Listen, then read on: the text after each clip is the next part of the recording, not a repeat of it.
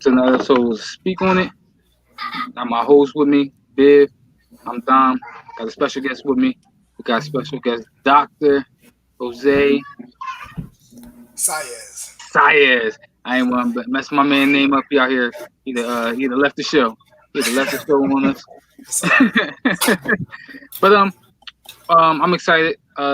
We got cultural awareness back. We're gonna talk about COVID, the vaccine, everything like that, and what it means in this season. Later on, we're gonna talk to y'all about sports as well. But make sure that y'all let people know that we are live, YouTube and Facebook. But without further ado, let's jump into it and let's talk to Dr. Saez and let him introduce himself and tell us a little bit about himself. Well, my name is Dr. Jose Saez. Actually, I'm a native Sussex County.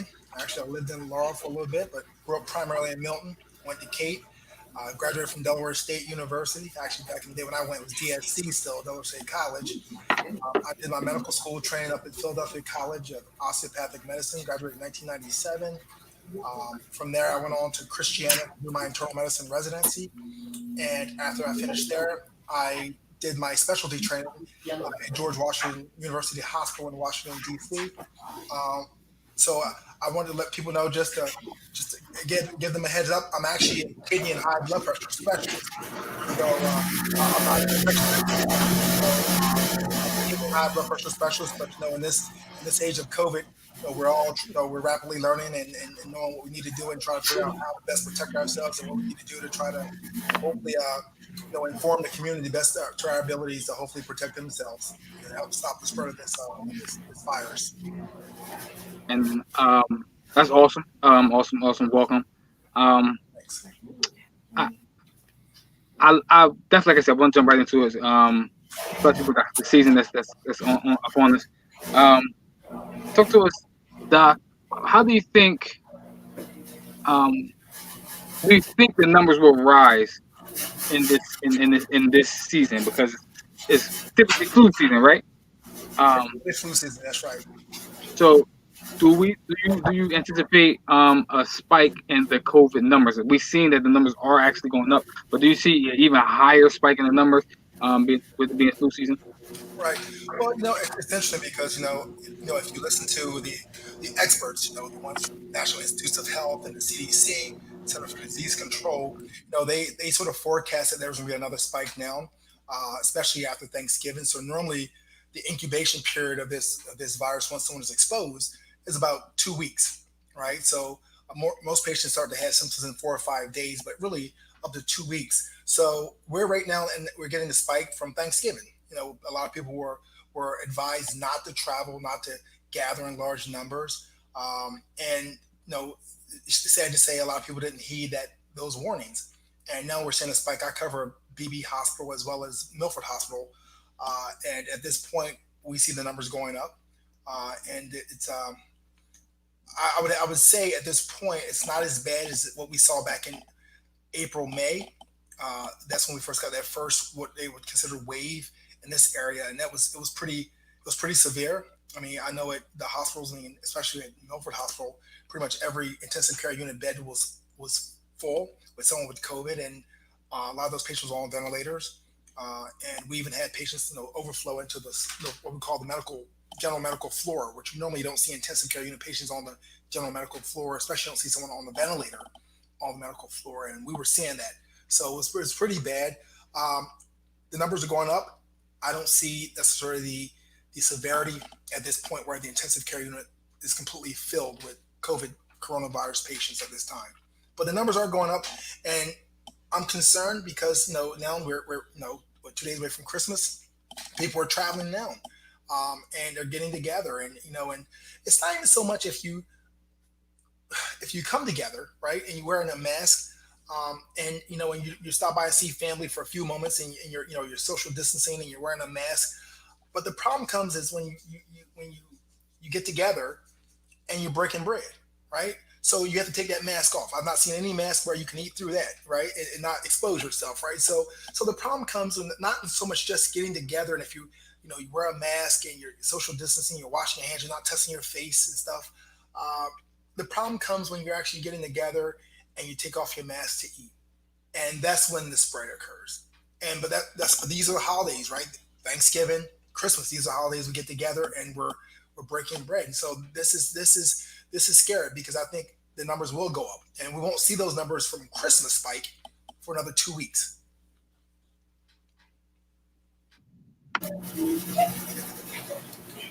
What about the vaccine? I think there's a couple of companies now that have been approved for the vaccine.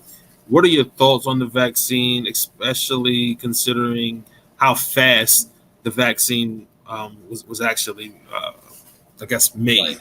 You know, it's interesting because you guys are catching me sort of in a sort of point of sort of growing in regards to what I think about the vaccine. I can tell you initially, being black in America, I wasn't gung ho about getting any vaccine, especially something that typically it takes a vaccine about 10 years to come to market, right? The fastest vaccine prior to the coronavirus vaccine was the measles vaccine. It took 4 years. So you're talking about a vaccine that was created within less than a year. So this was very concerning to me.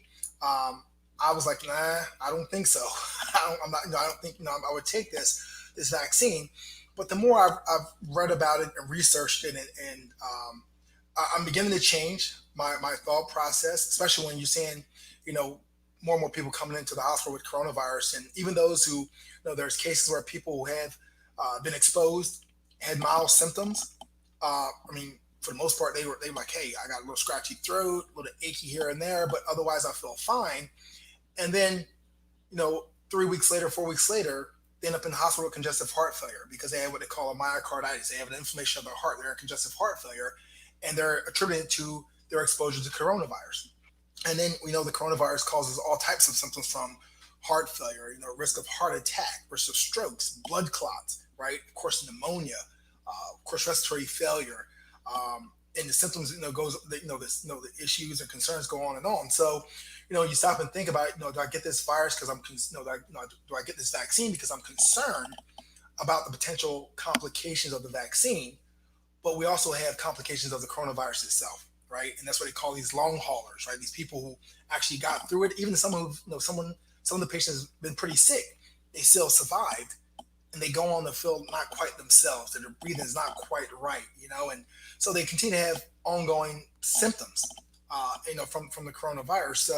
So yeah, I was concerned, but the more I researched it, the more I realized the actual and there are two vaccines right now, right? There's two vaccines out. One is by Pfizer Biotech.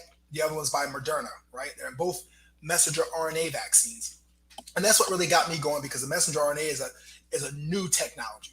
Although it's been in the labs, they've been doing research on this on messenger RNA vaccines for like viruses like Ebola virus, and for Zika. I remember the Zika virus and stuff. So they've been doing research on the messenger RNA vaccines. These platforms have been around for a couple of decades, almost two decades. So they had the technology there.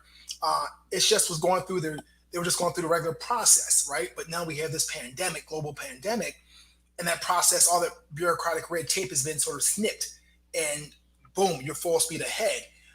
And like I said, it was concerning.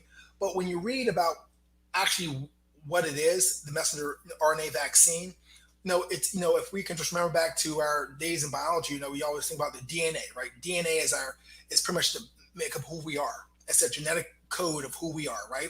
And we know there's four bases. We talk about bases in DNA. They made of the adenine, guanine, thymine, cytosine. Those are four bases.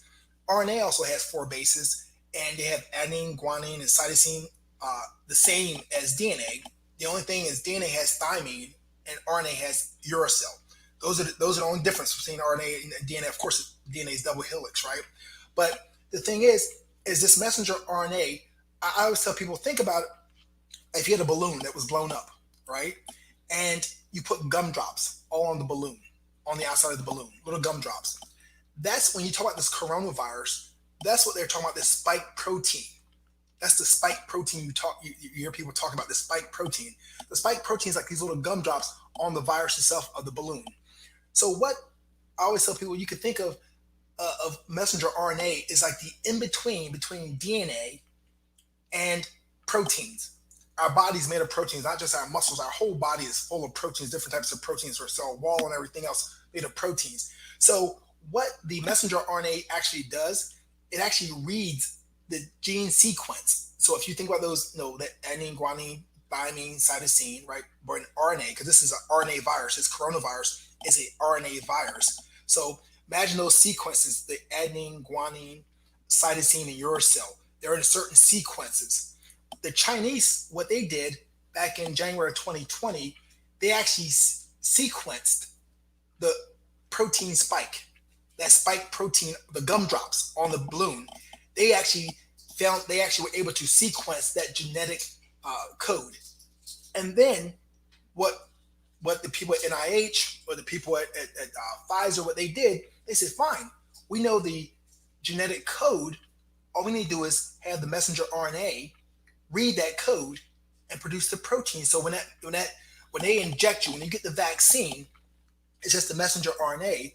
The messenger RNA is actually reading the genetic code of that spike protein. Our cells are ingesting it, and actually is producing the spike protein on our cells. Our immune system then sees that and says, hey, that's not from us. This is foreign. What is that? So our immune system then attack that spike protein, and then you produce antibodies. Antibodies is how your immune system fighting cells. And so pretty much that's all this is. So this messenger RNA is just reading the RNA sequence of this spike protein, and it's producing a protein. Our cells are taking it up, and it's producing the spike protein on our cells. Our immune system responds, and then we have, hopefully, immunity. Our antibodies are formed, and that will help if you're exposed to this virus, this coronavirus. And remember, the vaccine is not the virus. It's just one component. It's not the entire virus. You can't get coronavirus from the messenger RNA vaccine, right? So it's just one component. But soon as our antibodies, our immune system fighting cells, see that protein on, if you are exposed to coronavirus, and it sees that little gumdrop on that balloon of the real virus, it attacks and kills. And Moderna is actually stating that they feel that their vaccine, from what their studies they've seen, actually may not only, because I was telling people initially, if you get the vaccine, if you're exposed, then it just makes the symptoms of the coronavirus less severe. Hopefully, reduce your chances of dying from it. But Moderna came out and said, nah, actually, if you give our vaccine, the Moderna vaccine, from what we've seen, it actually may prevent you from actually getting the virus itself. Now, Pfizer, they don't have that claim. It's not that they won't eventually have that claim. It's just that they haven't looked into it from what their studies they've done and the research they've done on theirs right now, and what the information they had. They has not looked at that component. But we know that if you get the vaccine, you get immunity. It should, even if you're exposed to the coronavirus, it hopefully will reduce the severity of the illness. I know it was a lot, and I was trying to make it the basis as I could. So, Nah, I love it. Listen, this on live, this on recording. So anybody want to go back and look at it and look it up and figure out what you're talking about, is educational. Um, the question I have is, when we're talking about the vaccine, and you said one point, you said that it's not the actual virus that's being injected into you. It's just a small part of it. Is it sort of similar to the flu virus or the flu shot or the flu vaccine? Well, actually, the messenger RNA vaccine from Moderna and Pfizer is not the virus at all. Okay. Right. So like as I was saying, that the Chinese has that spike protein, those little gumdrops on that balloon, right, on the outer surface of that balloon. The Chinese has sequenced that spike protein specifically, that spike protein, not the entire virus, just that spike protein on the wall, on the outskirts of that virus, the coronavirus. So what they've done is actually, since they know the sequence of that protein, right, of that RNA protein, of the RNA, the gene sequence of that protein, they made the messenger RNA, and the messenger RNA will just actually transcribe or read that gene sequence on that spike protein, and as our bodies take it in, we will make spike protein on our cells. Our immune system will then respond to that spike protein that we're making on our cells. And again, it's not the entire virus, so you're not getting that vaccine is not the coronavirus. It's not a weakened form of the coronavirus. It's not a dead form of the coronavirus. It's not the coronavirus at all. It's just We know the spike protein sequence, the gene sequence of that, those bases we were talking about earlier. We know that sequence, and the messenger RNA will read that sequence as the body takes that in. It will read that sequence, and our cells will then produce the spike protein on our cells. Our immune system cells will then read that spike protein and say, "This is not from our body. Attack. This is foreign. Attack." And then we get again we form antibodies. So if we're ever exposed to the real coronavirus that has the same little spike proteins, the same little gumdrops on that balloon, our bodies will then attack that spike protein to kill that virus. Okay. Let me ask you this question. Is there any um, is there anyone that is more uh, what's the word I'm looking for? Um, that it will harm more or give more complications to more older, younger, black, white. Is it that issue? Right. So we know, when it came out, we said the elderly were more at risk of having severe illness, right? And so elderly, 65 and older, right, were more at risk of having severe illness from the coronavirus. People who had underlying health conditions, right? People who have lung disease, people who have heart disease, people who are on, kidney disease, on dialysis. These people normally would have a higher likelihood of having more severe disease. So, that's why, after the vaccine comes out there, saying after healthcare workers, there are certain groups of populations that they want to be the next wave of people being vaccinated, right? So you're talking about people in nursing homes, right? Normally they're elderly, they have underlying what we call comorbid conditions, the high blood pressure, the diabetes, the heart disease, they had strokes, they had lung disease. So these people are definitely at higher risk of having more severe illness. It also appears that people of color are dying at a higher rate than non-blacks or people of color, right? So, and from the last information I saw was from the CDC. It was like from November the 30th. At that time, they said blacks were about 2.8 times higher likelihood of having more severe disease, and that's the same thing as Hispanics and Asians. They're about 3 times as likely to have more severe disease than non people of color. I'm sorry, people of color are more likely, 3 times more likely to have more severe disease than whites. Okay. Yes, I'm good. Yeah. They're starting to see, I guess, side effects from the vaccine in the UK. Now, is that vaccine similar to what we're getting here in the US, or is that something completely different than what we're getting here in the US? The first wave is the Pfizer vaccine, the Pfizer biotech vaccine, right? So that's the messenger RNA vaccine we were talking about. We are just now beginning, because UK has not approved at this point the Moderna vaccine in the UK, right? But we've also approved here the Moderna vaccine, which is the other messenger RNA vaccine. The side effects mostly, people say, of course, injection site, some discomfort, which you normally see even with the flu vaccine. You get a little soreness maybe for a day, goes away. Some people are complaining of sort of myalgias. And myalgias are just sort of muscle aches, right? Some muscle aches, a little fatigue, maybe a little tired. There's some, of course, some of the more severe concerns, complications. Some people have had anaphylactic reaction, and that's a severe allergic reaction.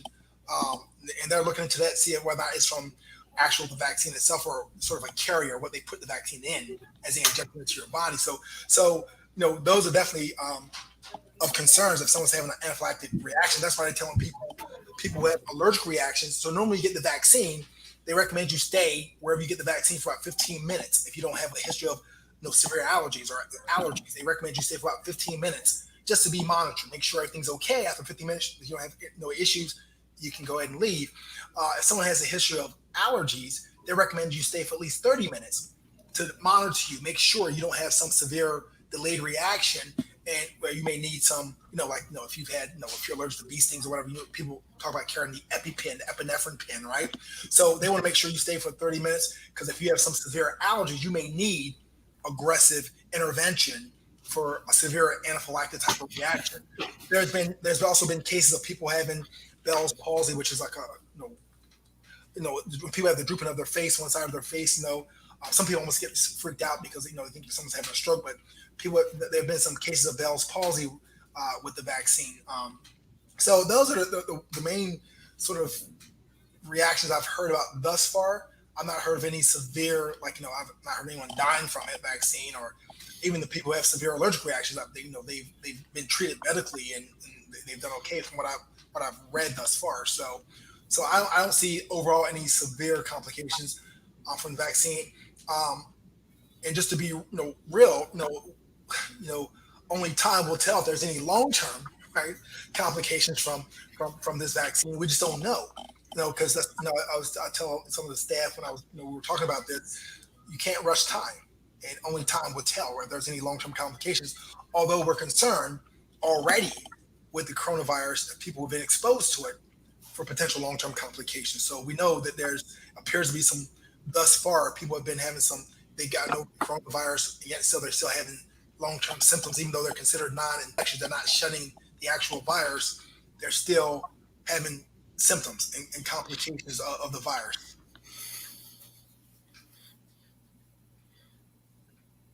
Yes, if Yeah, I got another question. Um, is it true that if you get it once, you can't get it again? That's what people were saying initially. They because so if you got it once, right, that's the whole premise behind you know they were telling people when this first wave hit us, they were saying, look, if you got this virus, the coronavirus, and you survived, please come and give your plasma, right? Because that's one of the treatments, right? They talk about this convalescent plasma.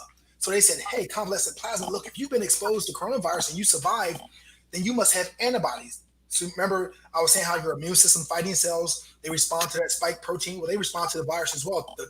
If forget the vaccine, if you just got the virus, your immune system is going to respond to that virus and attack it. So our body is not without defense, right? So you're going to attack it, and your immune system, your antibodies are formed. So when they talk about convalescent plasma, they're saying, hey, we're giving you someone who's already had the virus, they got over it. We're giving you their plasma. We're spinning it down, and we're giving you their antibodies. We're going to give you their antibodies, their immune system fighting cells. So since you had it, hopefully that would attack that virus and make your illness less severe, right? So that's what we're doing. And we saw, from what we saw, man, I've had patients who got convalescent plasma who still died, right? So it's not like it's 100%. Oh, you get convalescent plasma, you're good to go. No, that's not the case. But it was another treatment option in our weaponry, so to speak, against this virus. But no, just because you've gotten the coronavirus once doesn't mean that you can't get it again. Number one, we don't know how long immunity is at this point. So just because you got it, you have the immune system fighting cells, these antibodies. So, but we don't know how long they last. And I've read stories of patients who had coronavirus. In fact, I saw a nurse this morning. I think she was in Midwest somewhere, but she had actually had coronavirus and gotten over it. And within the year, had been re-exposed and got coronavirus again. And so just because you got coronavirus once, you're not doesn't mean that, hey, I'm good to go. I can wear a mask. I beat my chest. I'm protected. No, that's not the case. You may get it again. And there was one case early on. I remember reading about in the spring of this year, a Chinese gentleman, had gotten a patient had gotten the coronavirus, gotten over it, was actually discharged from the hospital, and came back in with symptoms of coronavirus again within like a month or so. Ended up dying the second time with coronavirus. So no, just because you've gotten it once doesn't mean that you're 100% safe and you can't get it again. The question I have is, how, like, they say you have to be in the vicinity of a person for a certain period of time to contract it. What is that time frame? Because we talked about, like we said, just high and by, getting out. But it's when you stay there an extended period of time. Is it true? It's like if you have a 15-minute period window for it to contract. If you're wearing a mask, and and just like I'll tell people, Dr. Saez, when I go out, because I have issues. I'm a germaphobe from baseline, right? So before all the coronavirus, I was a germaphobe, right? So when I go out and about, I just don't go out with a face covering. I go out with an N95 mask, right? So the N95 mask is a mask that's pore size, supposed to help prevent us from contracting. Those of us who actually see patients with coronavirus, supposed to help us, prevent us from contracting the coronavirus. This mask supposed to be the pore size of this mask supposed to help prevent that from for us actually getting exposed, right? But I have a N95, but I also wear a surgical mask over top of my N95. I wear goggles and I wear a face shield and I wear a cap on my head, right? But that's how I walk around the hospital, not just in patients' rooms with coronavirus. That's just me walking around the hospital. I don't take my mask off in the hospital, even when I'm in the doctor's lounge. So I know there's some physicians who feel comfortable they can take their mask off around other physicians, but you don't know who has it, right? I may take my mask off around a nurse or a doctor who's asymptomatic. Asymptomatic means you without symptoms, right? You don't have any symptoms, but yet still they are shedding virus and they could expose me. So my mask doesn't come off until I get into my car with the door locked, right? To take my mask off at that point, right? So there's no, if you have a mask and someone else has a mask and you're 6 feet apart, I don't know if necessarily any time, amount of time, like, oh my gosh, I must be gone within 5 minutes, 10 minutes, 15 minutes. There's no time, right? As long as you have your mask on, they have their mask on, and you're 6 feet apart, you, to some degree, you should be protected, right? I mean, unless they're hacking violently, or it bothers me is when I see people have a mask on, but their nose is out. You're not protected, right? Right? You're not protected. If you have a mask on, your nose is out, you're not protected.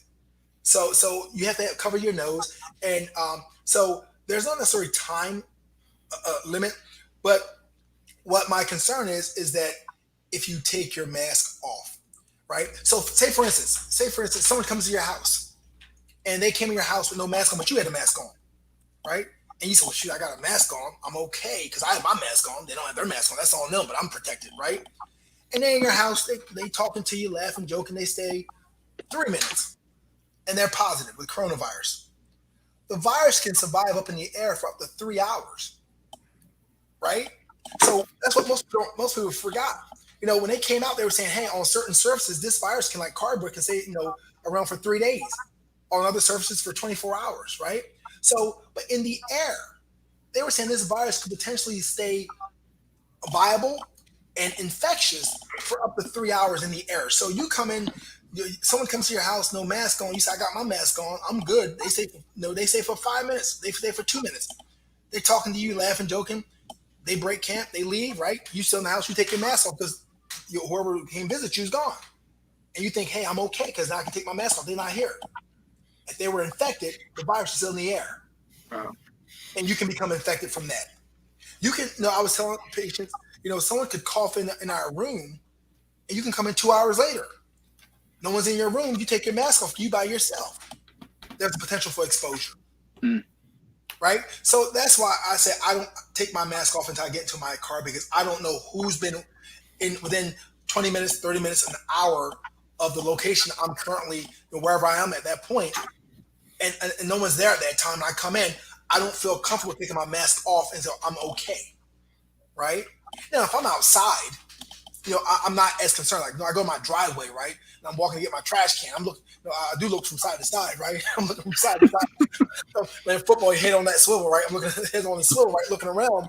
If I don't see anyone, I don't go, I must wear a mask, go at my trash can, right? Or go at my mail, right? Because I'm outside. Likelihood of exposure is a lot less, right? But in confined quarters, inside, I don't take my mask off because, again, I don't know who's been around. I don't know what's sort of floating in the air. There was early on, there was experiments where people were going to restaurants and they were sitting at separate tables and the virus was spreading. They showed this pictogram of the virus, how it really spread from table to table. So, and again, this, I wouldn't want to take a chance because you never know. And I never say just because someone feels good and they look good that they're okay. You can't go by that. They can still be infectious and shedding virus. I'm glad you just said that, because I'm sparked another question is restaurants, right? I'm out, we out. I mean, they got the table 6 feet apart, but like you said, we got to take it off to eat. Is that's a no go? That's your recommendation? Is a no go? Like, to me, restaurant eating is a no go. That's a no go because I have to take my mask off. Now they'll tell you if you're 6 feet apart, again, the likelihood of exposure is less. But to me, why take the chance? right. In this day and age, when you have a virus that's potentially lethal, me going out to eat is not life and death. And so I know people, I got to get out. Well, fine, so be it. If I want to get something to eat, I'll take some takeout, or something like that. But to go out and eat and take my mask off, no, there's no way I would do that at this point because you just don't know who has it.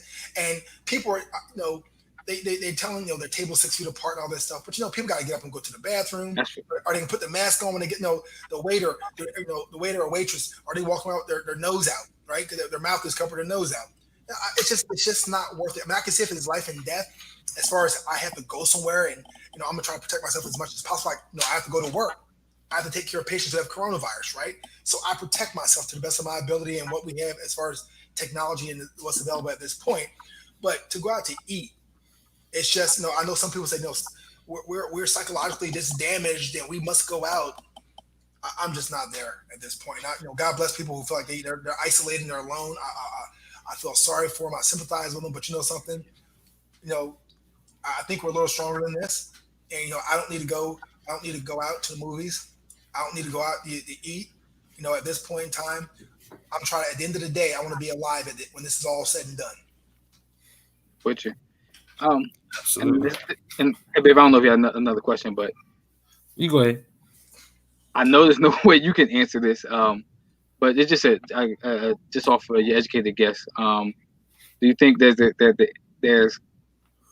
the end is nearer or further? We're further away or sooner Right. to the end of this thing.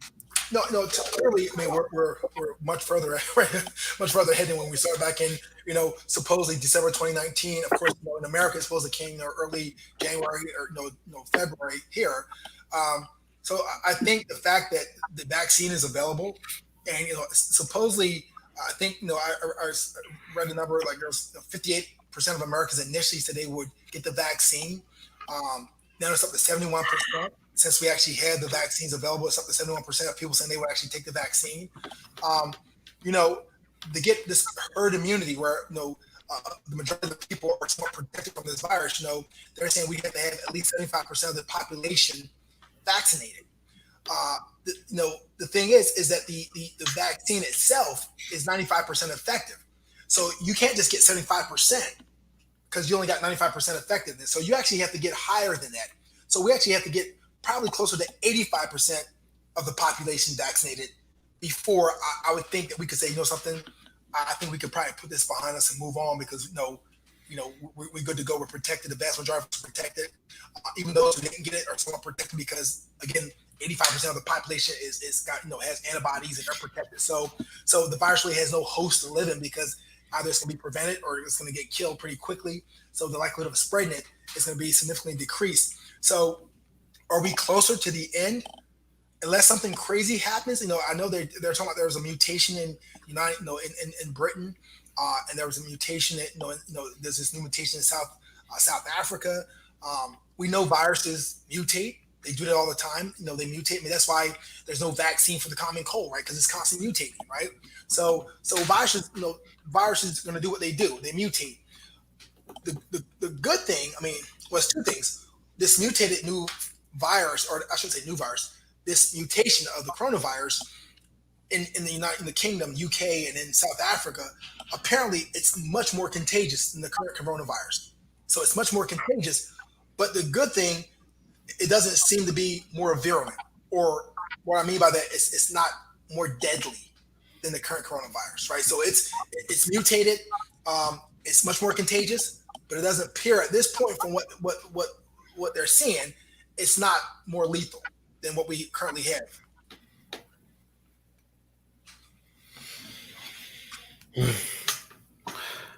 I'm good, bro.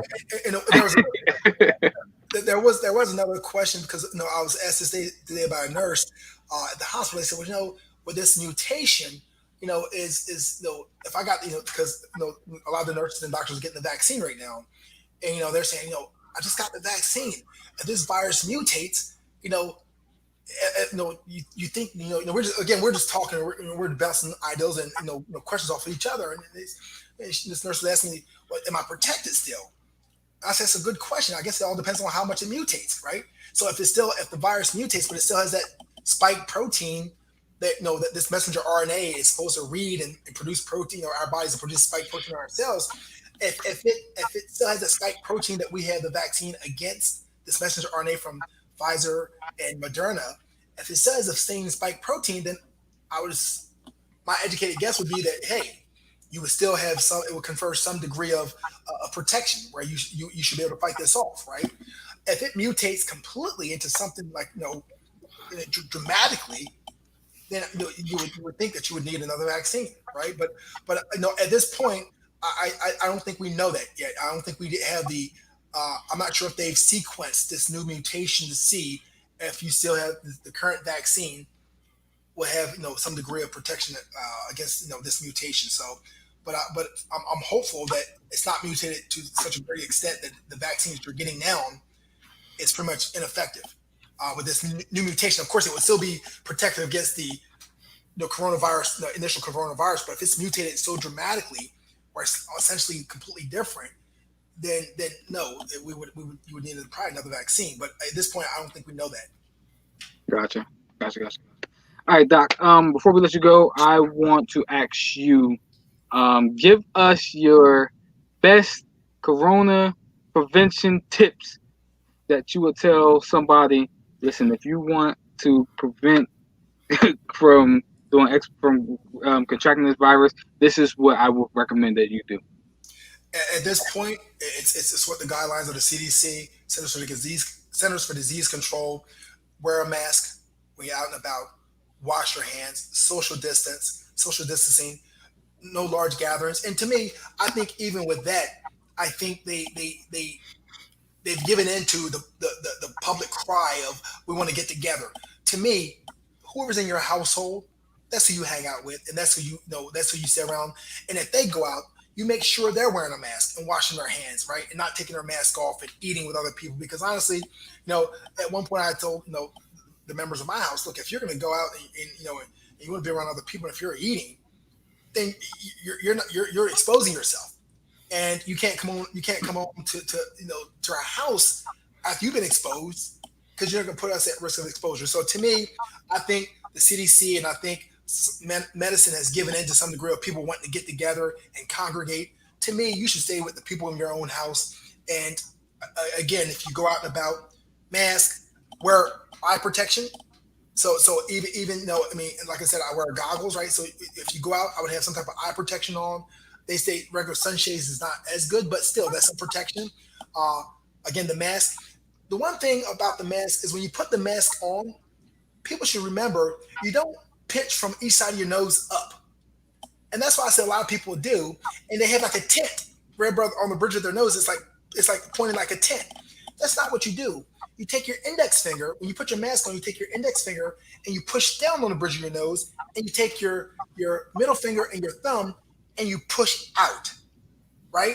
So you want that to be a seal on your bridge of your nose, and you push out this way, right? That way. Because I see people pushing up, and then they wonder why if they have glasses on, their glasses are steaming. Well, because there's air coming from your mouth and it's going up to your glasses. It's causing steam. So if I have my mask on and I have my goggles on and I'm steaming my goggles, I know my seal is not proper. And I push down again and I push out. So the seal is proper. And so that's when you know you have a good seal. But again, washing your hands, not getting together with people. It's not in your household eating. Oh, we're just going to get together for a few minutes and drinking. No, for bar. Absolutely not. So those are my best advice: mask, goggles, social distance, washing your hands, not being around other people that's not in your household. I know they're saying up to 10 people, going to church for up to 50 people or whatever. And not just church, but other places, right? I mean, I know people want to go to church, but I tell people, especially in our community, we're faith, we're really involved in the church, right? We're people of the word, and we're really involved. But something, God's everywhere, right? So if I have to stay home, and what my family and I have been doing, we initially had our church live streamed in, or we're watching pastors on the TV. We want to get together and come together as a family so we can worship. God's there. Mm-hmm.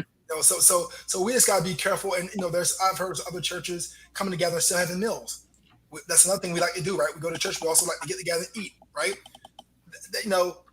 It's just not worth the risk, and we need to understand that. And if you have pastors telling us you must go to church because if you don't, then God's upset with you.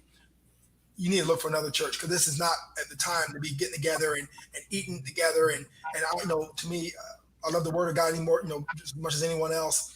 This is not the time. You can read the Word of God. You can get together with your family. You can fellowship together in your house with in live stream.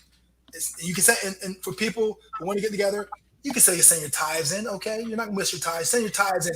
There's what they call the mail, right? There's a mail and there's Snapchat and all this other stuff. You can send your tithes in. All right, so you're still supporting the church. Listen, I love it. I thank you.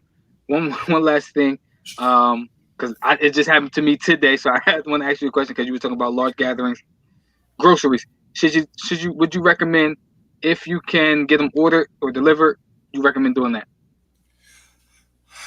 Um, if you can, I mean, of course, it limits your exposure, right? So if you can, that's fine. So if you can, one of those drive ups and they do your shopping for you and you pay online and they come and put it in your trunk of your car and you drive off, of course, that limits your exposure. But if you go in, and like I just went to the grocery store yesterday, my wife and I. Again, I'm just very careful going around people. And you see some grocery stores they're supposed to have some capacity limit, but a lot of the grocery stores seem like they jack full of people, right? I mean, so it's like, if this is 50% capacity or 70%, I hate to see the joint's full, right? Because it looks pretty full to me, right?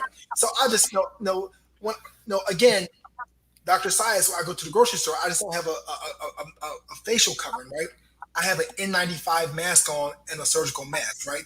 So again, I feel a little more protected. I have my goggles on, right? So Gotcha. I feel more protected. I'm not sure if I would feel as protected if I just had like a cloth covering of my face with all the people. But like I said, I wear an N95 mask and a surgical mask. These are the masks that we wear in the rooms of patients who are in intensive care unit or in the hospital with coronavirus. We know. So this is a mask I wear in general. So, but I wear the same mask. But in general, the more you can limit your exposure to other people, especially you're going to have some rogue people, right? You're going to have some people who just, I'm not wearing this mask. God darn it, you can't afford it. I just, I look at them and move on, right? I turn my back, right? I just move on. I don't engage people, right? So if they don't have a mask on, I got my N95 mask on, my surgical mask. I'm moving forward. I'm not going to engage you because some people just want you to engage them, and I like my freedom too much, so I don't want to engage them. So I let them alone, right? So you move on. So, but we gotta use common sense and protect ourselves. And just because someone looks good, don't mean they're healthy in the sense that they're not able to shed the virus. They can be shedding virus and smiling in your face and hugging you and eating eating a chicken sandwich, right? Hugging you and laughing and joking, and they just sitting there and just spreading virus left and right. So you gotta be careful. There will be some point in the future where this is all behind us. You want to be here, spend next Christmas and Thanksgiving with your family, healthy and enjoying yourselves. Absolutely, absolutely. Listen, that was me today. I walk in the grocery store like this is this.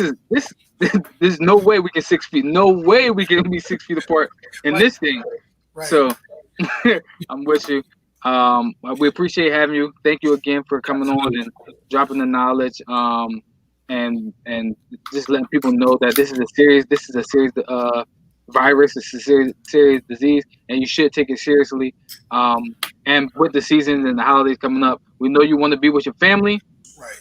But as of right now, like you said, just give this one. Yeah, I mean, take this one. Right. When they say it's good to go be with family again, right. then that's when we'll go back and be with family. But as of right now, take it seriously. Exactly. Follow the CDC guidelines. The CDC guidelines say only 10 as the capacity in your household. Then do that. But even then, but like Biv said on the last show, but be wise about it as well, because if you live in an apartment and they say you can have 10 people in there, and you know that you can't properly space yourself, right, or properly protect yourself, then use wisdom as well. Right. Let me say, I was going to say two more things real quick. Yep, no problem. The thing is, like I said, if they're not in your household, I wouldn't have them come into my household. So even with that 10, right? So if it's just you and your wife, and you say we're only two in this household, so I can get 8 more people. If it's not my wife and I, they're not coming to my house. And if they come to my house, they're coming for a short period of time with a mask on, and we're not going to eat, right? So we're not taking that mask off at any point in time while you're there visiting, right? So that's one thing. The other thing is just to our community. Brothers and sisters out there, I know there's a lot of apprehension about this vaccine. Again, you're talking to someone who actually had the same concerns, and believe me, I've been researching, trying to get all this information. The most information I can get, try to understand it better. But at this point in time, the vaccine is the best thing we got going to try to get over this and try to help us to come through on the other side alive. I know there's concerns about the Tuskegee experiment. There's concerns about just medical racism. All that's out there, and I understand it. But at this point in time, we have a lethal virus that's killing us at up to 3 times the rate of not of white people. We need to take this seriously. And honestly, like I said, I was in the same camp. I was very apprehensive. I've yet to get the vaccine, right? I was called by one of the hospital systems and said, hey, you're the first docket to get the vaccine. I'm like, that's a negative at this point. Right? So because I'm concerned, right? But again, the more I do research, the more I understand, the more I realize I'll probably wait another couple of months and just to gauge how people are doing. I told some of the doctors I was were joking with them. I said, I'm doing a case study, observational study on you guys. I'm seeing how you guys all of a sudden you start turning green or blue and start having mutant powers. I'm out of here, right? I'm not getting that. But for the most part, all joking aside, at some point I will get the vaccine. And like I said, hopefully, as months go on, we'll see more and more whether there are some concerns or potential side effects. But at this point in time, I would encourage all of our people to just do your own research. No one person is going to make you get it. That's why I told him, I said, I don't care if Fauci gets it. He's, NIH. I don't care if whoever, the U.S. Surgeon General, black guy, doctor. I said, I don't care if these people get it. That's not going to make me get it, right? Until I feel comfortable with what I'm doing. And that's what you have to do. Our people, we have to understand because of just the history in this country. We must research it for ourselves. You must feel comfortable with getting it, but don't let fear stop you from getting something that may protect you from a virus that may kill you. Love it. Hey, listen, that's wisdom right there. That's wisdom from somebody who's in the field doing this research. And like he said, us as our people, we are reluctant to do a lot of things. And me myself, I'm one of those people who I don't like vaccines. I don't like taking anything that needles or anything like that. I try to eat healthy. I try to do my best to watch what I put in my body and stuff like that. But like you said, this is a virus that we're seeing right now that is running rampant. So the thoughts do cross my mind as to should I take this, or even with my wife's grandfather and stuff like that, I get reluctant to see should he take those things. But at the end of the day, we gotta weigh what is the best option. Right. And what's the best option to make sure that we stay healthy. Right. So I agree with you. So once again, thank you again, Doc, for jumping on with us and giving us knowledge. I feel a little bit more comfortable with the vaccine as well. Just Absolutely, I do. And talking to you on your thoughts on it and your research on the food. Thank you again for jumping on it and giving us some knowledge. All right, God bless you, brothers. Be safe. Merry Yes, Christmas. sir. Merry Christmas. All right.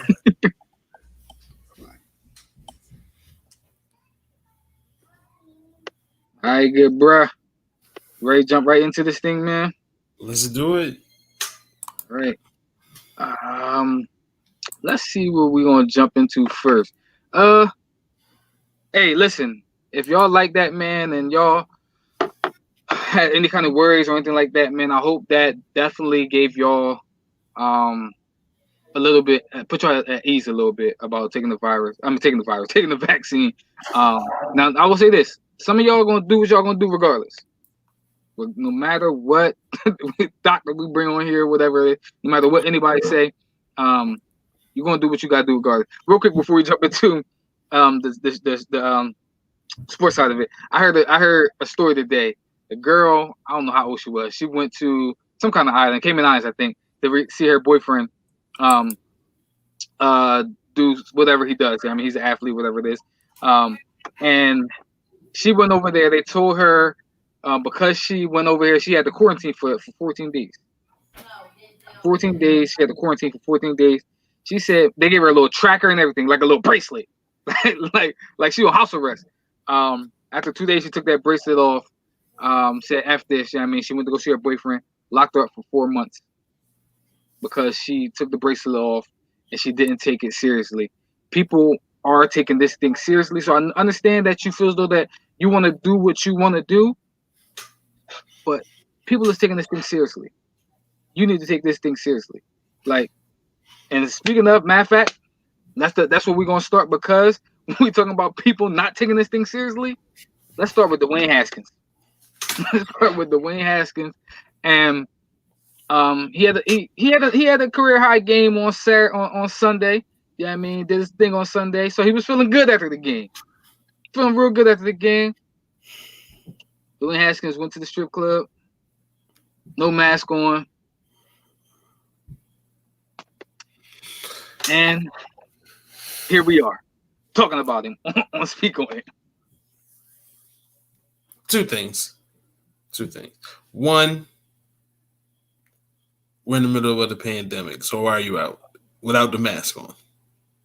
That's one. Second thing, you're auditioning right now. The team that you're currently on has made it clear that they don't want you there. So you're auditioning right now. And I'm gonna make a comparison just because them two have been in the news for pretty much the same thing. You're not James Harden. James Harden can do boneheaded things like go to a party without having a mask on, and he's still going to be treated like James Harden. He's going to be treated like a superstar. He's still going to find himself on a team, and people are going to still want it. Houston's still going to get a blockbuster trade probably for James Harden. Washington might not get a fifth rounder now for you because you doing boneheaded stuff off the field. Like, to me, yes, it was about the coronavirus, but to me, it was still about the poor judgment of a guy who right now, whose future hangs in the balance. So I don't understand it. I'm going to give you, I see your two things, right? I'm going to give you two more things. Who is the Washington football team's head coach? Ron Rivera. He just won a bout with something, right? If I'm not mistaken. Cancer. Oh, so your head coach, who probably going to talk to you on the sideline on the regular, where you don't have a mask on, or maybe talking to you at practice where you don't have a mask on, just beat cancer. You don't have no regard for him, that man, who just won probably the fight of his life. It goes back to, again, what I was talking about with the girl who said, man, I don't care. I'm going to go do what I want to do and expose whoever I expose. That's how I feel with what you did, what Dwayne Haskins did. He didn't care. He was feeling real good, feeling himself. And your coach just beat cancer. That's the first thing. Boneheaded. You risking Ron Rivera. The second thing I would say is, Dwayne Haskins, you are auditioning, but I'm gonna tell you this: if Alex Smith and Josh Allen, or whoever the other dude's name is, Allen, one of the other quarterbacks, if they were healthy, Kyle Allen. If they were healthy, he would be cut. Dwayne Haskins would be cut if Kyle Allen and Alex Smith was healthy. I would cut him, because you have such little disregard for my well-being, and we're talking about at that position, right? At that position, the quarterback. I want my quarterback to be a leader.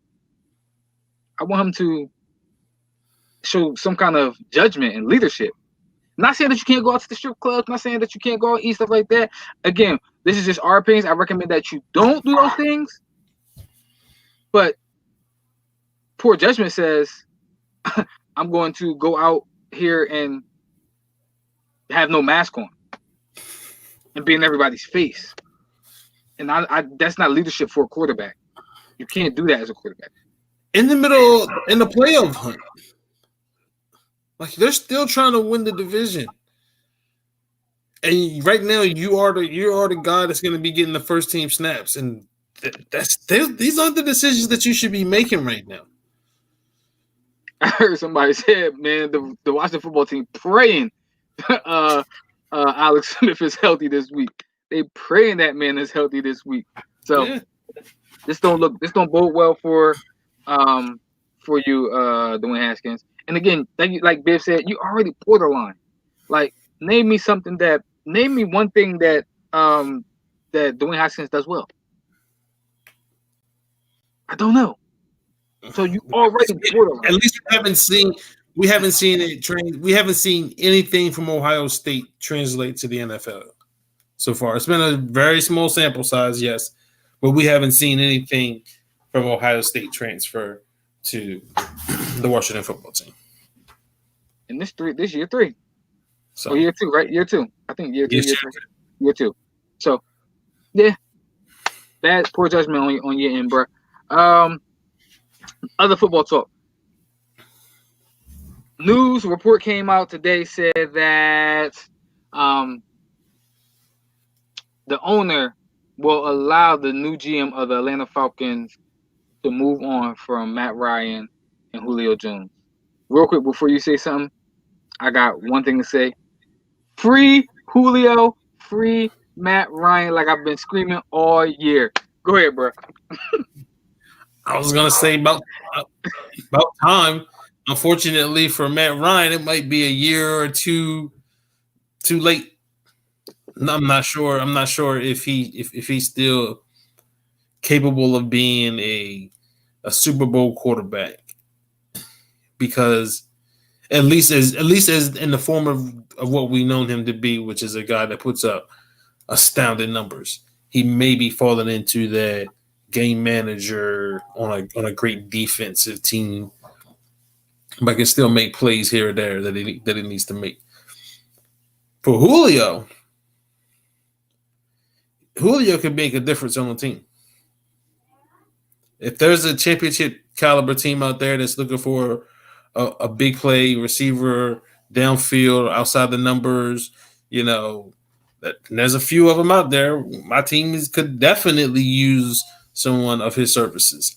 But the question is, how much does Atlanta want for them? Personally, I probably try to move them separately, but it's probably going to be more convenient for them to move them together. So we'll see how it goes. But thankfully, they're finally both parties are finally moving on. It just wasn't working. Now Matt Ryan did say he wanted to retire in Atlanta. For what? Listen, I understand ties. A one-day contract and retire one-day contract. I understand your ties and everything like that. This is who drafted you. This is who I spent the last 15 years with. But for what, Matt? Like, you're not winning there. Y'all had y'all shot. Y'all had y'all winning opportunity. So it's really just time to move on. Here's the thing. Here's the question I have, or just the thoughts I'm having is, I don't know. I'm with you. It's a year too late, or maybe a year or two too late. Because now, where do you go, Matt Ryan? Because if Carson Wentz becomes available, right? I would say that I believe if Carson Wentz becomes available, he is everybody's first choice. You know what I mean? Or a team that he is younger, he's bigger. He's not having a good year this year, but GMs will flock to him, that guy, before they flock to, in my opinion, before they flock to Matt Ryan. Would you agree? I would say yes, but I'm not sure with the way if Carson is with the way Carson is handling things in Philly, if he's really the guy that's leaking these storylines about him not wanting to be a backup and he doesn't want to be here. And if he's a backup, that's not helping him. But because I personally don't think he's that bad. Yeah, I personally don't think that the year that he had last year and this year was night and day, but it was the same situation. Mm-hmm. And it was just he was at his best last year when he did it, and this year he wasn't at his best, and the results were were what they were. I would say I would be more interested in Carson versus Matt, but I could see some NFL guys wanting Matt before Carson. I'm just thinking about teams that are in win now modes, right? So, because if you're trading for Matt Ryan, you think that you're a quarterback away, you're a win now. So I think about like a New England. I think New England, and actually I don't know if New England is a win now mode. I mean, but I think about a New England who, may have, be right there. But if I can get a Carson Wentz, maybe he propels me. Say Carson Wentz isn't. I mean, I think Matthew Stafford is another guy that probably could be on the move. I think teams will line up to get Matthew Stafford before they get Matt Ryan. Another guy I think that could be on the move, and we've heard it, is Sam Darnold. I think those three are people that you would pick before you go ahead of and get a Matt Ryan, in my opinion. So I just don't know where the right situation or the right fit would be for Matt Ryan, unless it's maybe we draft a project and we want Matt Ryan to usher this guy in. Other than that, I think he stays in Atlanta, because they've waited too long to make him available. But like you said, with Julio, 31 other teams probably gonna line up to get that man. Everybody should be making a phone call for that. But he's got to stay on the field too, though. Yep. That's going to be one of their concerns is his ability to stay healthy, because that's really the only question with him. I think the perfect situation, like you said, is Baltimore. If you can get him in Baltimore with that defense, that running game, and with Lamar Jackson, I think that could be special.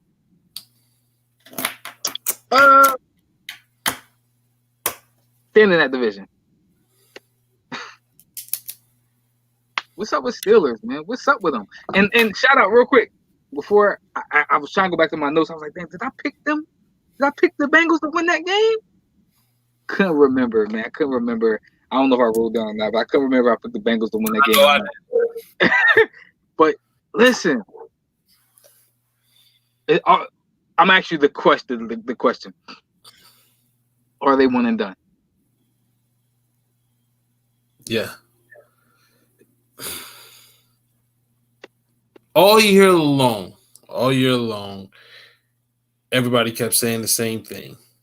They're not real. They're not real. And I was one of those guys. I was like, I'm holding out because I felt like the defense is where it needs to be, but the offense hasn't caught up yet. And the offense still hasn't caught up. And now the guys on the defense are getting banged up and dropping. This team's finished. And they're lucky there's only 16 games, because if it might have been 17 or 18, they might not make the playoffs. That's how scary this team has become. So they're bad. They can't run the football. And now with certain guys banged up on defense, like the linebackers, they're depleted. They can't stop the run. Like Ryan Finley and Giovanni Bernard was moving the football. So they're done. Especially if they draw a team like if they draw any other team that they've beaten already, they're in some trouble. I'm gonna tell you right now. It's funny. It's crazy that you said it, right? Because you know me, I was saying all year, like, I don't respect them. I don't believe that they are good. Then when we start coming around, like, okay, they're 11-0, but even then, I was still like, they're not the number one team. They're not my number two team. Like, it's just strictly off of record, as to why I'm putting them up there. Yeah, they weren't impressive. So now you're talking about, like you said, people are getting their hands up. They're swatting down the balls because they're stopping that quick pass game. They're stopping that run game. And then I got the schedule pulled up. Um, right now they're a 3 seed. They have coming up on the remaining schedule. They got the Colts. In my opinion, that's a loss. That's a loss. The Colts is a loss. The Browns is a loss. Like you said, they better thank God they played RG3 and not Trace McSorley the whole game. If they'd have played Trace McSorley the whole game, they probably wouldn't have made the playoffs. Because I believe Trace McSorley would have beat them. I can't argue, man. They are lucky that they were able to pull out the games that they probably should have lost early in the season. Mike Tomlin wouldn't be in the coach of the year candidate. I can't take coach of the year candidate. He might be on the verge of being fired. Like that's really the night and day of this team, and really just how unimpressive it's really been the offense. I felt like the defense has been good enough. Even three turnovers in the first half put the defense in short fields. The defense played pretty good. The defense played well enough to win that game. Yeah, they didn't have no. I mean, I think they did go down on a couple of drives. Like the one that Pittsburgh scored on, Cincinnati came right back down and scored on that one. But other than that, I think that, like you said, it was turnovers that actually put them in the position to actually win those games. But I think now Cleveland actually wins this division. Which is crazy. I think Cleveland actually now wins this division. I don't think there's no doubt in my mind, because we can't win the division. Mm-hmm. So yeah. So now that would put Pittsburgh maybe in the 6th spot. Yeah, Pittsburgh can fall from 3 all the way to 6, depending on how things go. Because if they lose to Indy, that means they'll have the same record, but Indy will hold a tiebreaker. Mm-hmm.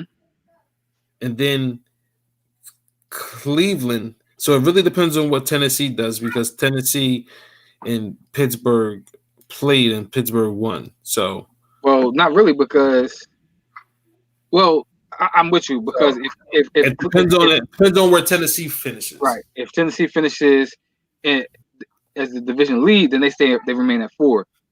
If Tennessee or the Colts get the division lead, then Tennessee can fall to 6. Pittsburgh can stay at 5. But if I'm Pittsburgh, I'm gonna tell you this: you need to win your games, bro. They have to win, because you don't want to play.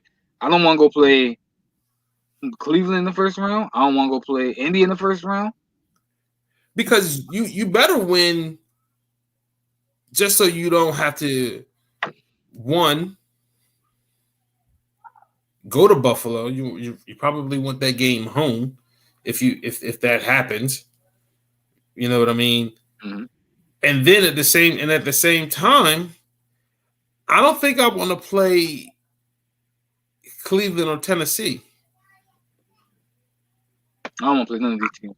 I'd play the Colts, and I might want to play. And if I choose any team, I'd play the Dolphins if they get in. But that's probably not going to happen, because you're not going to get the 2 seed. Mm-hmm. Yeah, Buffalo pretty much to me got that 2 seed locked up.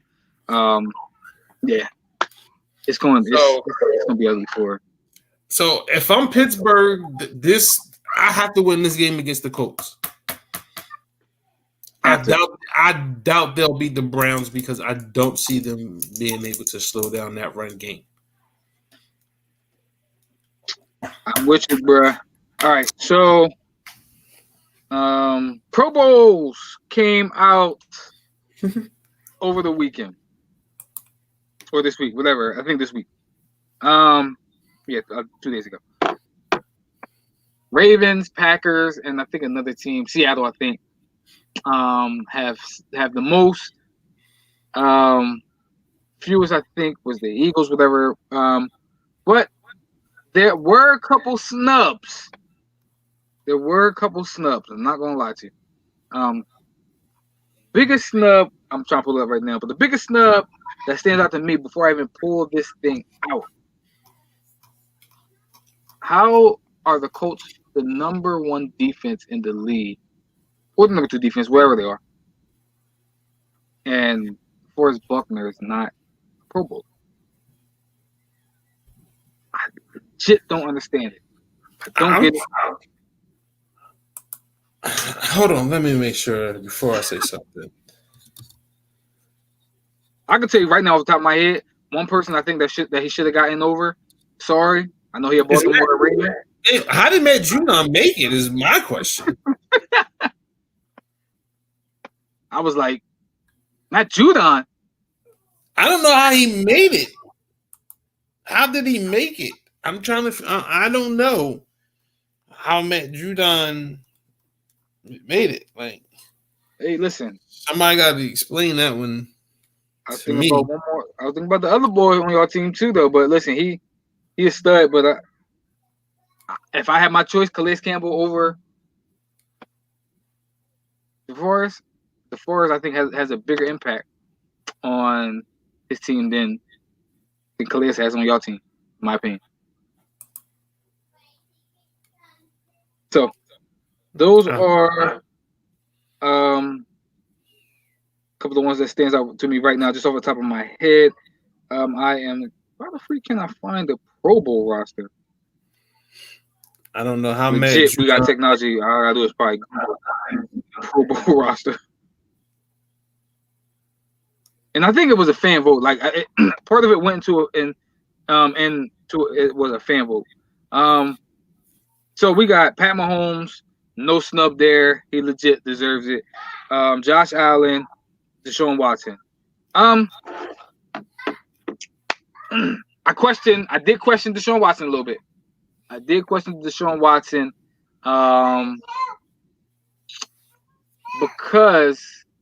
I think there is a guy that's actually having the same type of season Deshaun Watson is having, but his team is also winning. I just All-Star Pro Bowl. I don't care nothing about team record. Hey, but he having the same type of season he having. To me it means nothing what your team is doing. Am I balling? Yeah, I should be an All-Star. Deshaun Watson should be a Pro Bowl. Ryan Tannehill is a snub. Yeah, that's what I'm talking about. He's only a snub because they can only carry 3 quarterbacks. That's it.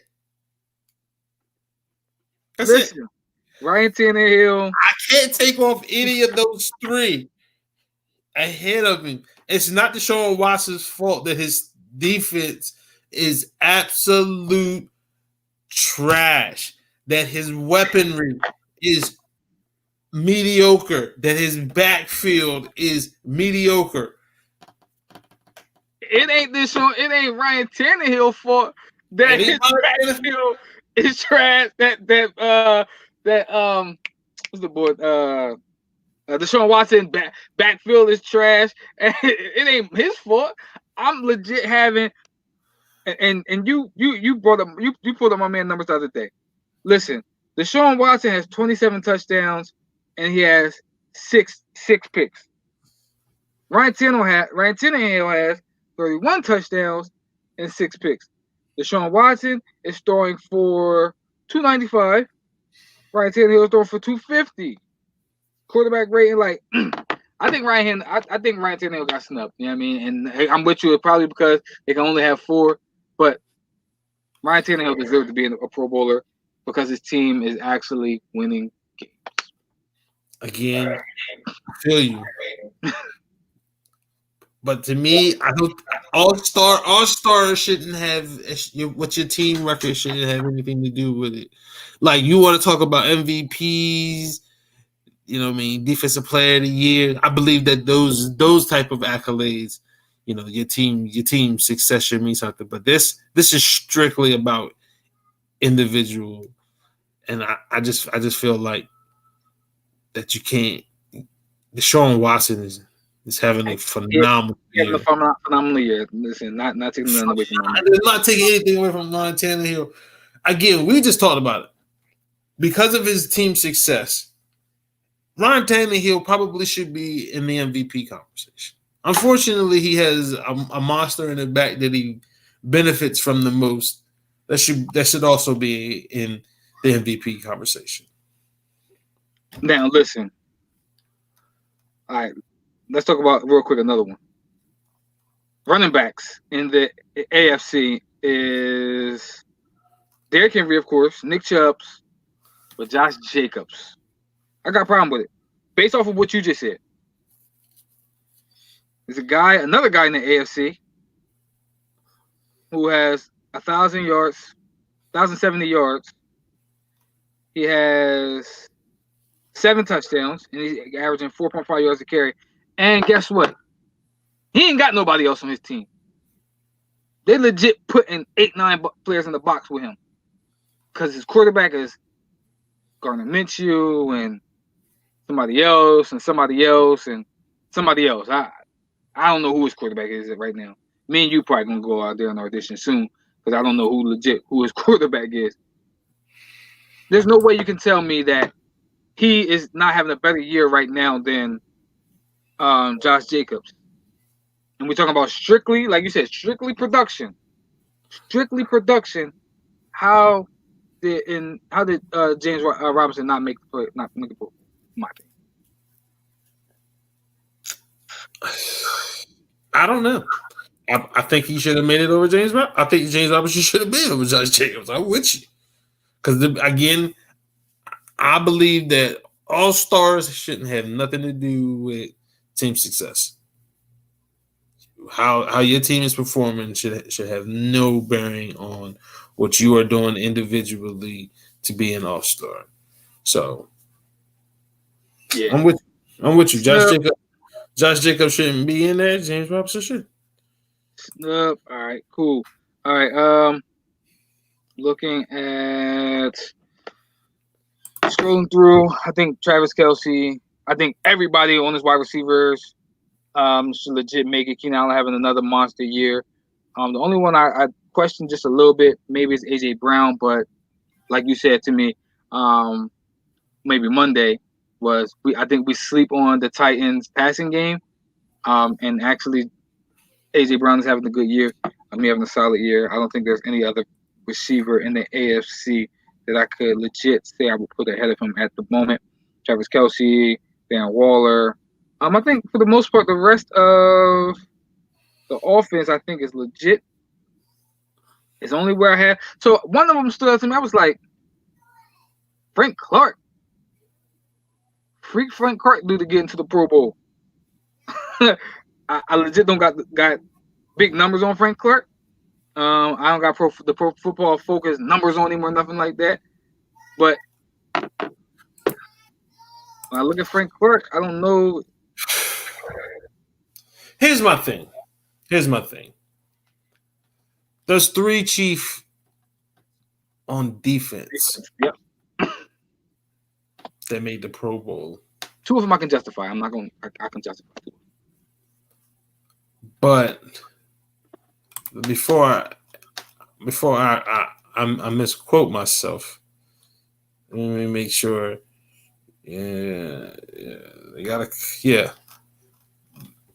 What 4 guys? I think they have 4 guys on offense, right? They have. Yep. And I think they have 4 guys on offense. The 3 hit the monster. And I think they have. Oh, and then they got an offensive lineman. Eric Fisher. So that's saying to me that their defense has been just as impressive as their offense. And I'm gonna have to disagree. I like the Honey Badger. I do. And he's probably one of those guys whose numbers are gonna be great because of the things that he has to do in that defense and the impact that he has on the defense. I feel you, but he's on that defense, and that defense get torched a lot. That defense gets made look silly a lot, and especially in the passing game. So I don't know if I would have Tyrann Mathieu in there. I don't know. Listen, I'm just looking at. I'm still talking Frank Clark. Frank Clark got 5. He got 5 sacks. He got 1 fumble. He got 1 fumble recovery, which means he didn't even force it. He got 27 tackles. What did Frank Clark do to get on? He's not a run stopper. I don't know what Frank Clark did to get on the team. I legit don't know. So that's another one again that stands out to me. Like I said, I talked to it. We talked about what's the name being snubbed. I can't think of his name now. Forrest Buckner. I think the Forrest Buckner got snubbed. Other than that, man, I think everything else. No, I'm lying. I think there is another snub on here.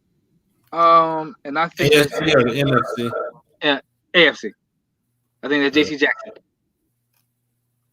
I think J.C. Jackson is a snub. And maybe because it's his first full-time starting. But I don't quote me because I'm about to pull it up real quick. But I think he is second in the league in interceptions. Yep, second in the league in interceptions with 8. His teammate, who won the Defensive Player of the Year last year, isn't having as good of a season. But he was the one that made the Pro Bowl. Stephon Gilmore. Love Stephon Gilmore. Think he's top 3 corner in the NFL, maybe top 5 corner in the NFL. But J.C. Jackson got 8 interceptions, bro. He got 8 of them things. Yeah, but that's the result of playing on the other side, on the opposite side of Stephon Gilmore. What did you tell me? We just talk about. Hold on. That doesn't mean. See, to me, cornerback is a different breed. I don't think because you lead the league in interceptions that makes you a Pro Bowl. To me, leading the league in interceptions kind of is almost a shot at you, because that means guys was throwing at you a lot. Where Stephon, they're not throwing at him, so dude's getting all the action, so he should have more picks. But that doesn't mean that he was that doesn't mean he had a better year. That was tough to judge. That was tough to judge. But I just thought there was other corners that probably were just as deserving as well. Because one of the things is there's not a lot of nickels that get love. And they have the toughest job because they are they cover everybody. They cover number ones that slide in. They cover tight ends that slide out. They cover a natural slot. They cover a lot of guys, and I don't think they get the love and the respect that they should be getting. But I want to get into this NFC because I don't understand. I don't understand how my man got left off. I'm really upset. Calvin Ridley. Oh my God. Listen, NFC tough though. The NFC is tough, especially at that position. Because I'm looking at it like you said, like when I look at him, like, who do you take off? You can't take Rook off. I know that's where you probably think that's probably where you try to lean. You can't take the Rook off.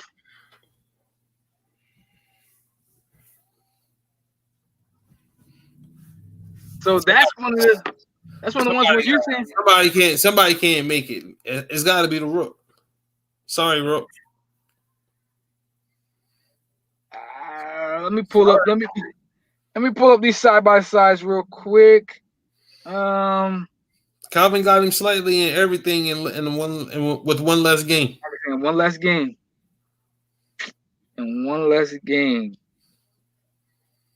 Calvin got 9 touchdowns. He got 7. He got 103 targets. He got 73 to 77.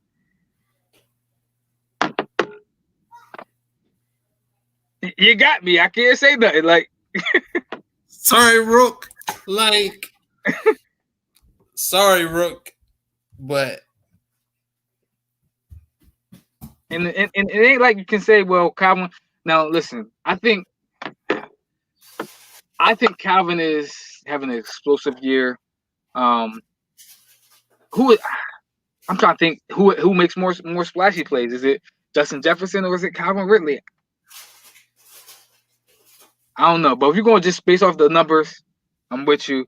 Calvin Ridley did get snubbed. He should be on there ahead of Justin Jefferson. So I'm with you. I got nothing. I got nothing for you. that's the only problem I have with the NFC, though. To be honest with you, I feel like everybody else, you can at least make an argument for them being on there. You can make an argument that other guys should be on there. The only problem I have is, and I know he's probably the best safety, or he's arguably the best safety in football. But Jamal Adams missed a lot of time. Listen, let me tell you something. I get it. I get Jamal Adams missed a lot of time. He missed some time, man. I get it. But listen, that man got 10 sacks. That man got 10 sacks as a safety.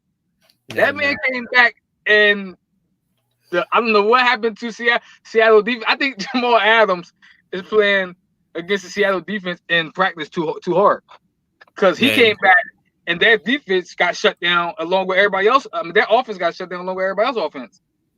Man, he came back and him and Carlos Dunlap then flipped the entire script on that defense.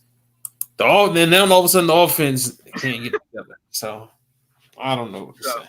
Yeah, but yeah, man. Listen, Jamal Adams, boy, I get it, but he missed some time though, man. Like, listen, another one. That's the only case you can make against him is that he missed. Yeah, that he missed the time. I get you. Another one that stand out to me.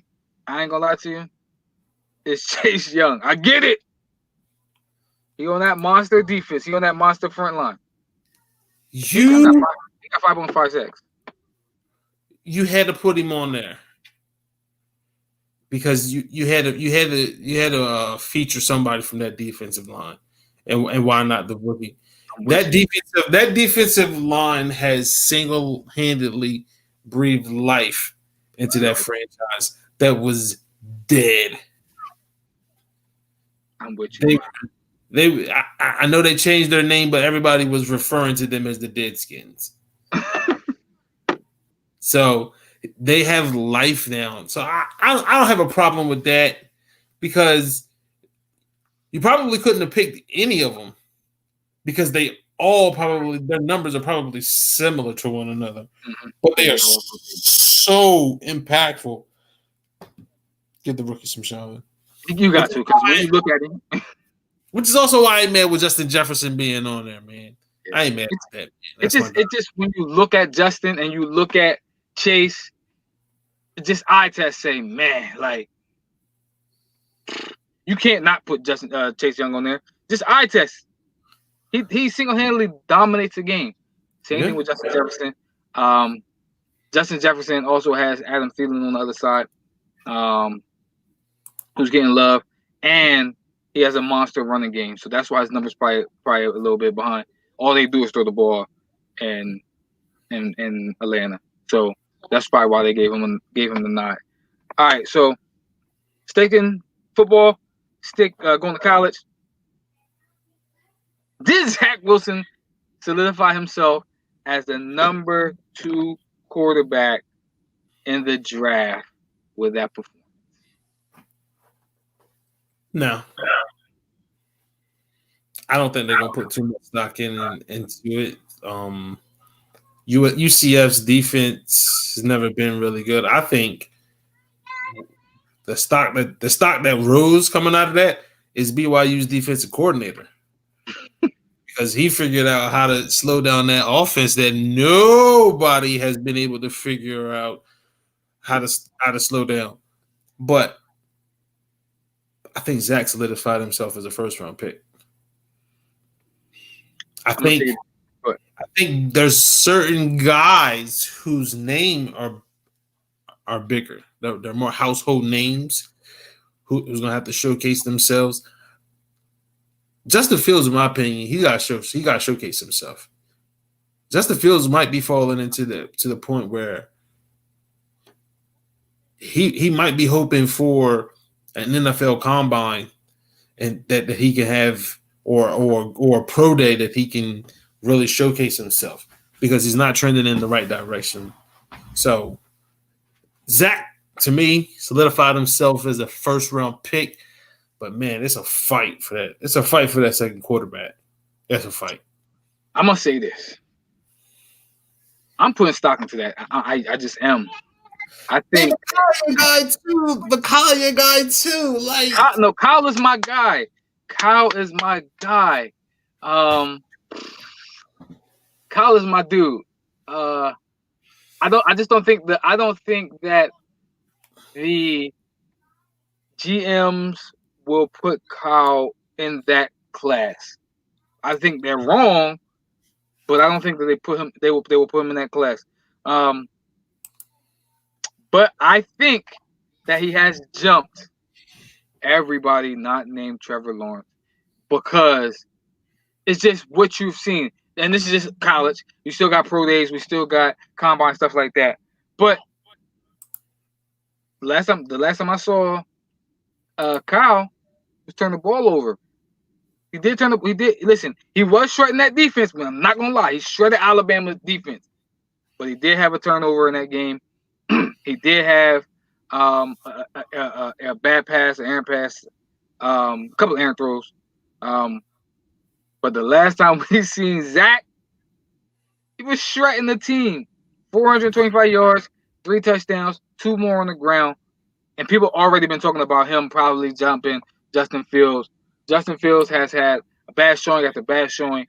So that's why I think as of right now, I would put him as the number 2 pick, a number 2 quarterback coming out of in the college. Now again, Kyle, he got a day. He got to go play, I think, Oklahoma. Right, Florida, Oklahoma? Is it Florida, Oklahoma? Mm-hmm. He going to play Oklahoma. He light Oklahoma up. Now, that's a different story. He light Oklahoma up. You're gonna have we might have a debate on our hand. But I think Justin Fields has not saying a long way, but he's slipping with his every week with his performance. Yeah, I still think that Justin has that upside, and then he just has that dynamic ability about him. And I think that is what's going to keep him ahead of Zach. But what we seen from Zach the other night, or last night, was phenomenal, man. Phenomenal. He was phenomenal. Again, definitely a first round pick. And depending on how Justin Fields do against Clemson, Zach could find himself being the second quarterback called in the draft. Yep. All right. Last night, opening night, NBA. I'm excited. Basketball is back. What was your reactions opening night? Nets Warriors game. It looked exactly what I thought it was going to look like. The Nets, offensively, they have too much. The Warriors, I liked what I seen from them. I know people are going to be like, oh my gosh, that team was trash bad. They missed a lot of open shots. One, James Wiseman looks like he is ready. Draymond wasn't there last night. Clay won't be back, but Draymond eventually will be back. I think he'll help take care of some of the ball handling issues that they were having when Steph couldn't get the ball and take control of the offense.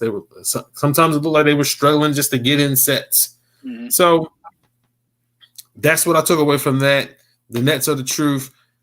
The Nets would be a fool at this point, in my opinion, to trade for James Harden. I wouldn't trade for James Harden. Lose my number, Houston. Lose my number.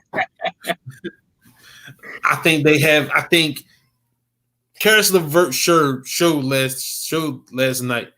If he embraces the role coming off of the bench, he can be the sixth man of the year. The other game, again, nothing that I didn't expect. I expected the Clippers to come out and play hard. I expected the Lakers to be high off of ring night, even though it wasn't ring night. Traditionally, it was still ring night.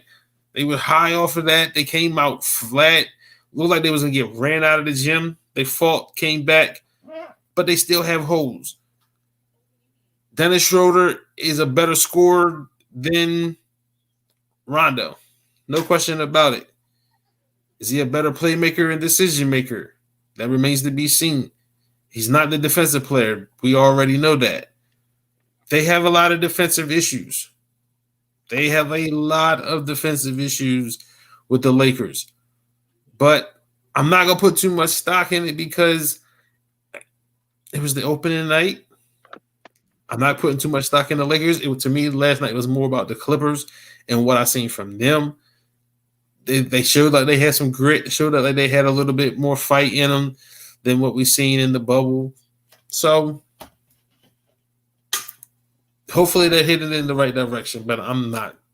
The Lakers are still one of the 2 or 3 best teams. I'm not going to overreact and that like we need to be worried about them. We're not worried about them. They'll figure LeBron will figure it out. Like what you said, man. Before I touch on the Clippers, Lakers, I'm gonna go back to the Nets game. KD looked like that dude. He looked like the best player in the world. Before he looked like he's back. He's 100% back. Only reason he had more points is because he didn't need to have more points because they were trash in the Warriors. Kyrie was balling. Kyrie looked like that dude. I think that their synergy, the way they click, it's gonna be a problem for everybody else. What you said. Karis LeVert off the bench. He can be that guy, man. He can be Drew Holiday. To me, he looks like Crawford. Jamal Crawford off the bench. He gonna come off the bench. He gonna put work. He gonna give you work off the bench. So they deep. They had Joe like what's the shooter? Joe Harris, knockdown shooter. Jeff Green, knockdown. Like they are deep. But what I take my takeaway for that team, that side of it, KD is back. He's back. Everybody else on notice. He's back. And Kyrie is he's back. If them two can be back and have each other's back, it's a wrap. That's what I'm gonna say. I'm with you. James Harden, Nets. Rockets. Don't call me. Don't call me at all. Don't talk to me at all. You had your chance. You had your chance. We try to work this out with you, but you didn't want to work it out. So we're moving on. Don't call me no more. Warriors. My first impression of the game was like, man, I don't know if Steve Kerr can coach. First thing I was saying. I'm like, I don't know. I know it's the opening night, but I'm like, I don't know if Steve Kerr can coach. Like, maybe he is a product of his talent.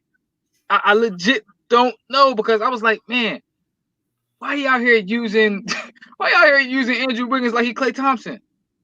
Like, why Andrew Wiggins out here shooting all these threes? Why he's not putting that man in a position to be successful? And then I'm like, man, maybe it's because it's Andrew Wiggins. Maybe Andrew Wiggins just ain't that guy. Maybe he just don't got it. Like, Andrew Wiggins, you 6'8", and you're not using that. Like, there is a reason you were the number 1 overall pick.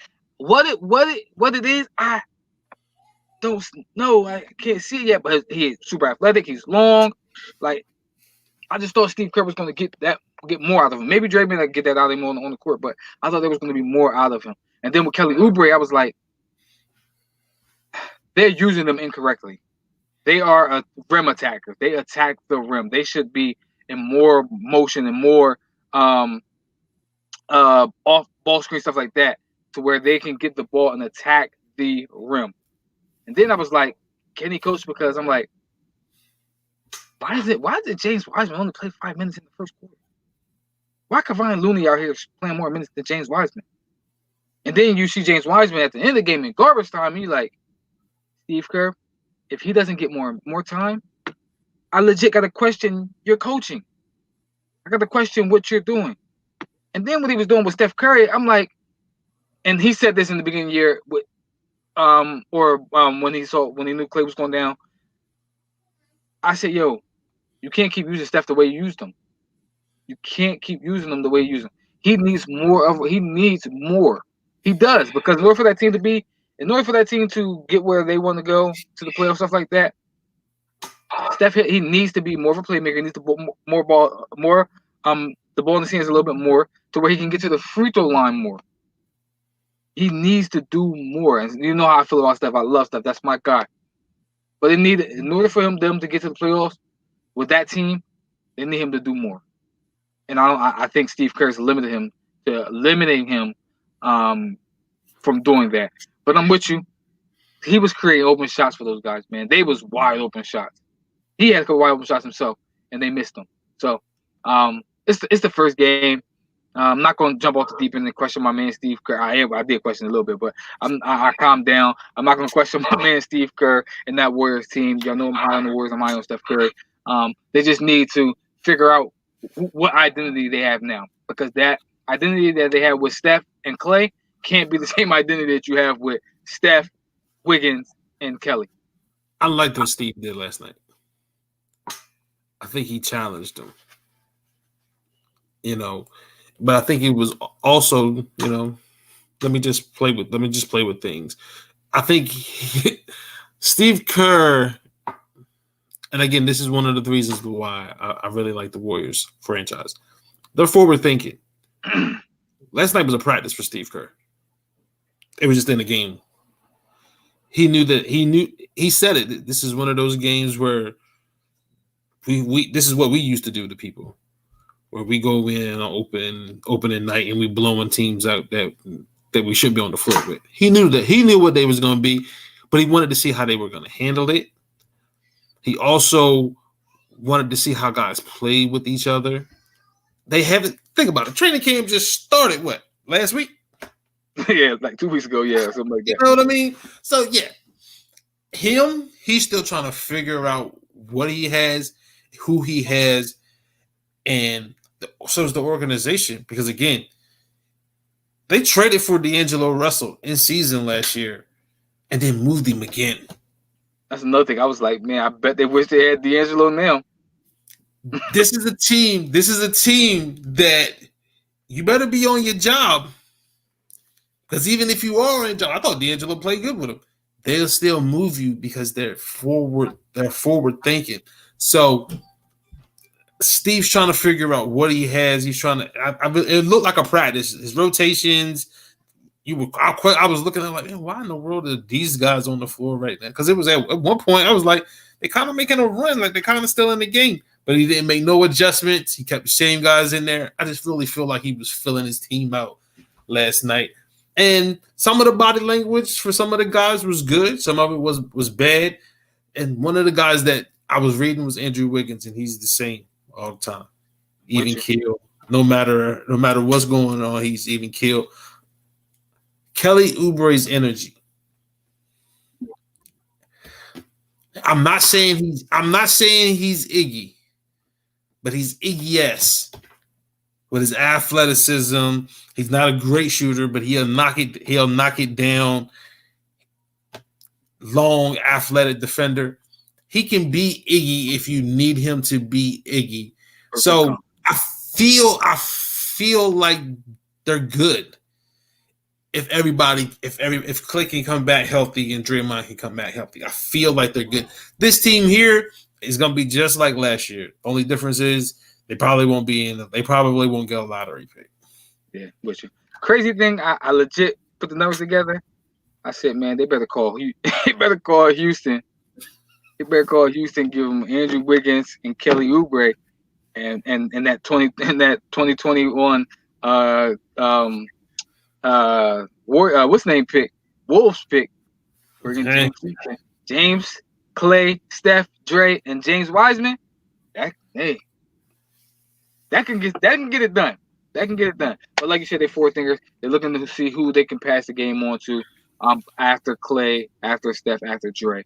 And if they can get the move, if they can bring out that beast in Andrew Wiggins and that beast in Kelly Oubre, they can do something. On the other side of the ball, in the other game, um, Lakers didn't give God darn. Like I was looking at I did want to see Anthony Davis because everybody was like, man, he was gonna be MVP or everything like that. Um, but the Lakers was like, man, they don't give a goddamn. The Lakers gonna measure themselves on championships now.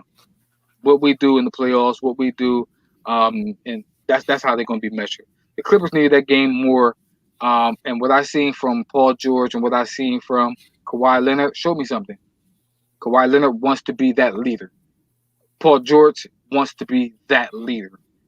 They showed me last night leadership. That's what they showed me last night, leadership. Kawhi Leonard, he wanted to kill Montrezl Harrell. Show me leadership. Like that, we now know whose team this is. It's Kawhi Leonard's team. It's Paul George's team. That's whose team it is. They don't. They need. They. If you're looking for a leader, look internal. Y'all two are the guys. That's who it should be. When we seen last night, Paul George handled the ball a lot. He didn't have a lot of assists or something like that, but he handled the ball a lot. He made a lot of the right plays. He made all the shots. So Paul George and Kawhi Leonard showed me leadership. I like where Ty Lue was doing. I like Luke Kennard. I like Nicholas Batum pick up. So I like that. I don't like Dennis Schroeder in the starting lineup with the Lakers. That's what takeaway I saw.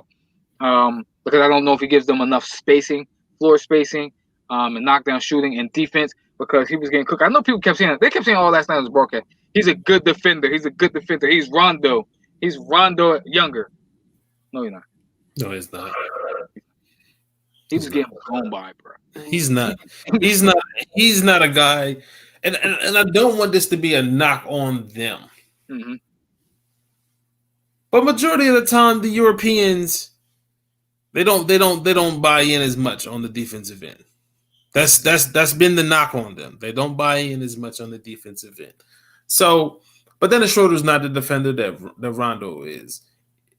Not a lot of people have ever been the defender that Rondo is. But the Lakers are in a position where they play with house money. Mm-hmm. Like they have the best duo and they have the best duo in the league. Can you beat us 4 out of 7 times? That's the question. Yep. That's it. So they know LeBron. He knows it's a marathon.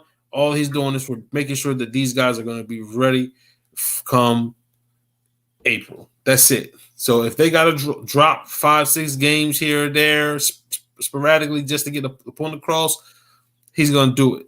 LeBron's about the long game. He wasn't worried about last night.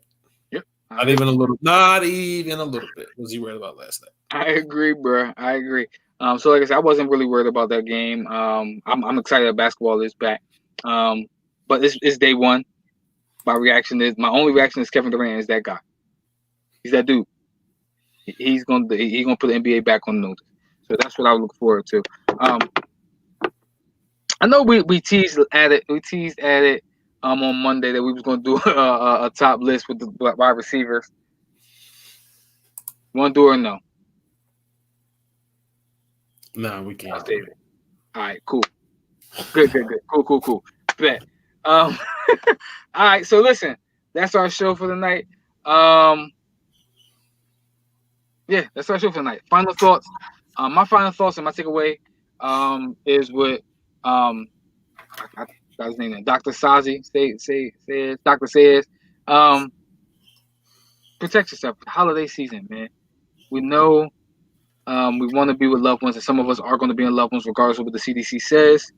The only thing is protect yourself. Be wise. Think about your loved ones, but also think about the people that you are around. If you go to work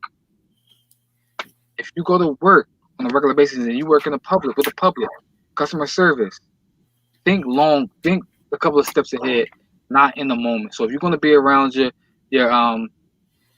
family, people that's not in your immediate household, um, just protect yourself and take the tips that Doctor Saez, Say yes. Doctor Saez gave us tonight. That's Say my yes. final thought for y'all. And happy holidays. That's my final.